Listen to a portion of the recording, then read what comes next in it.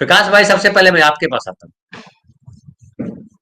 आप शरद पवार को बहुत नजदीक से देखते रहे, महाराष्ट्र की राजनीति को खूब बढ़िया समझते हैं। यहाँ पे महाराष्ट्र की जब राजनीति की बात करते हैं तो आरएसएस आरएसएस भले कहे कि हम सांस्कृतिक संगठन है, लेकिन सब जानते हैं कि कूट कूट करके राजनीति भरी हुई है। और खास करके अगर जो नफरत वाली राजनीति है उसमें तो उसका वो सिरमौर है, उससे आगे कोई जा नहीं सकता वो संगठन। भले उसको कहें हिंदूवादी राजनीति है, हिंदूवादी राजनीति होती तो नफरत के भाव नहीं होते। नफरत के भाव है, यानी हिंदूवादी राजनीति नहीं है, सत्ता तक येन केन प्रकार पहुंचने की राजनीति करते हैं। और यहाँ से राजनीति ये भी होती है कि कांग्रेस की बड़ी गहरी जमीन यहाँ रही। यहाँ जमीन रही साहू जी महाराज की, यानी सामाजिक न्याय की भूमि रही। अम्बेडकर रहे, फुले रहे, तमाम लोगों की ये भूमि रही। गाड़ के महाराज रहे, संत ज्ञानेश्वर रहे, कितने नाम है यहाँ पे। प्रकाश भाई, ये बतलाइए शरद पवार अभी भी कितना जरूरी है, कितना महत्वपूर्ण है महाराष्ट्र की राजनीति में, और ये जो मौजूदा विधानसभा चुनाव हो रहा है उसमें शरद पवार की भूमिका किस तरह से देखते हैं आप?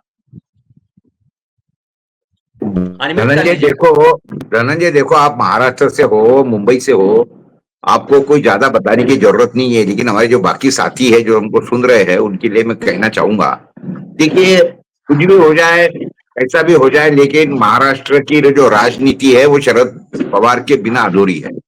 या जो असली खिलाड़ी जो बोलेंगे, पर्दे के पीछे के नहीं, पर्दे के सामने के, वो शरद पवार है। ये उन्होंने 2019 में अपनी सत्ता बना के, उन्होंने सत्ता बना के उन्होंने क्लियर कर दिया और सीधा कर दिया था। और जिस तरीके से उन्होंने अजित पवार को भेजा देवेंद्र के पास में, रात के अंधेरे में सत्ता बनी और एक दिन के अंदर सत्ता टूटी। वो जो उनका खेल था वो इसलिए जरूरी था उस समय पे, क्योंकि महाराष्ट्र में उस समय पे गवर्नर रूल लगे हुआ था। अब गवर्नर रूल रहते हुए पार्टी बन नहीं सकती थी, यानी सत्ता बन नहीं सकती थी, तो इसीलिए उन्होंने चाल चली, इनको भेज दिया।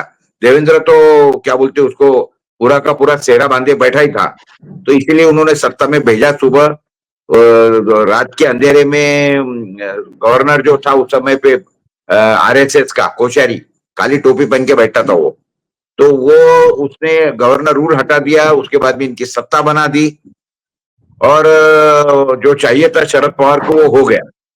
उसके बाद में आपने देखा ये किस तरीके से फिर खेला हुआ, और शरद पवार ने उद्धव को चीफ मिनिस्टर बना के सत्ता बना दी।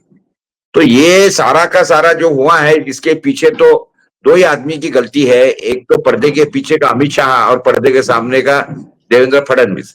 क्योंकि देखिए, उनको बात क्या थी कि 2014 से 2019 तक के 5 साल तो इनकी सरकार ऑलरेडी बनी थी, देवेंद्र फडणवीस सीएम था। तो उसके बाद में उद्धव को जो अकल आई, तो उन्होंने बोला कि भाई अपनी 5 साल तो आपने ले लिया, अभी 2.5 साल आप बैठेंगे, 2.5 साल हम लेंगे। तो उसके ऊपर ही खिंचातानी हुई, जिसके अंदर ये माने नहीं। और अमित शाह ने शायद फडणवीस को बोला होगा कि नहीं बिल्कुल मानने का नहीं, वो जाएगा कहाँ पे। लेकिन शरद पवार ने खेल दिया संजय राउत के थ्रू, और उद्धव को उनको बीजेपी को तो ऐसा लगा कि ये जा ही नहीं सकता, उद्धव जो है ये कांग्रेस के पास जा नहीं सकता, ऐसा उनको लगा। लेकिन वो सारे के सारे तो ये कहने का मतलब ऐसा है कि जो खिलाड़ी है ये मेन तो शरद पवार ही। अभी भी आपने देखा होगा कि जो जिस तरीके से सीटों का बंटवारा हुआ, कांग्रेस और ये वो सब सारा का सारा, इनके तो सबके ये थे। लेकिन शरद पवार के पार्टी के अंदर मैंने देखा शांति से, बिल्कुल कोई झंझट नहीं, कुछ झिकझिक नहीं, कुछ नहीं, और एकदम शांति से सारे इसके टिकटों का बंटवारा हुआ। कुछ टिकट गलत बटे भी है, उनकी भी गलती हुई है। कांग्रेस की तो बहुत ज्यादा, सबसे ज्यादा गलती जो है कांग्रेस की सीटों के बंटवारे में। दूसरी गलती उद्धव ठाकरे की भी है, और सबसे कम गलतियां शरद पवार की है। तो यानी उनके जो टिकट है अभी कुछ मजबूरियां करनी पड़ती है। हालांकि शरद पवार ने जो लोग उनको बागी छोड़ के चले गए थे, जैसे राजेंद्र सिंह ने है और भी 2-3 लोग है, वो छोड़ के गए थे तो छोड़ के गए थे, उनको वापस लेना नहीं चाहिए था। उसके कारण पब्लिक सेंटिमेंट को थोड़ा धक्का लगा। लेकिन उसके बावजूद भी एक बात समझिए कि अभी का फिलहाल के अंदर का जो बोलेंगे कि महाआघाड़ी का जो 3 पार्टी का मिला के जो अभी ये चल रहा है, इसके पीछे के मेन खिलाड़ी जो है वो शरद पवार है। उन्होंने तो वो सुप्रिया सुळे और जयंत पाटिल के थ्रू ये सारा का सारा कराया है। उसके बावजूद भी वो पूरी नजर रखे हुए थे, कोई झंझट नहीं, कोई कुछ नहीं है। एक मंजेवा खिलाड़ी जिस तरीके से खेलता है उस तरीके से शरद पवार जी खेले है, ये बिल्कुल बात है। एक बात जरूरी है कि ये जिस तरीके से हुआ, फिर 2 महीने पहले मैंने ये बोला था कि युति जो है, युति एनडीए एनडीए ये 99 क्रॉस नहीं करेंगे, यानी 2 डिजिट क्रॉस नहीं करेंगे। तो लेकिन अभी थोड़ा सा ये जो लाल की बहना वगैरह जो आया उसके कारण अभी ये 100 के ऊपर जाएंगे, ऐसा दिख रहा है। और ये जो नैरेटिव वगैरह मैं 2-3 दिन से कोई सर्वे वगैरह फॉरवे सी वोटर सर्वे वगैरह देख रहा था, मैं तो ऐसा समझता हूँ कि सी वोटर सर्वे वगैरह जो ये भी बीजेपी से डायरेक्टेड है, ताकि वो इस तरीके से बताते हैं कि ये नहीं नहीं युति पीछे जा रही है वगैरह।